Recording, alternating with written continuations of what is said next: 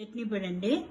మిరపకాయలు, చింతపండు, పొట్టి కొబ్బరి, ధనియాలు, శనగపప్పు, మినప్పప్పు, పెసరపప్పు, బెల్లము, వేసిన కాయలు, ఉప్పు విడిచి కొబ్బరి విడిచి అన్ని ఎర్రగా వేయించుకోవాలండి. కొబ్బరి కూడా కొంచెం చిన్న ముక్కలు చేసి ఫ్రిడ్జ్ లో పెట్టినాం కదా, అది కొంచెం వెచ్చ చేసుకుని పౌడర్ చేసుకోవాలండి. కొంచెం నూనె వేసి వేయించుకుందామండి. దీనికి శనగపప్పుకి నూనె వేసి వేయించుకుందాం. అన్నిటికీ నూనె వేసి వేయిస్తామండి. ఎర్రగా వేయించుకోవాలి పెసరపప్పు, అట్లాగే వేసిన కాయలు ఎర్రగా వేయించుకోవాలి.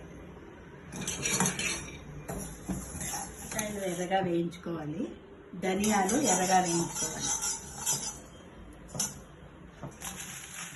మిరపకాయలు వేయించుకోవాలండి. ఇట్లా ఎండు కొబ్బరి వేయించుకోవాలండి, వేయాలండి.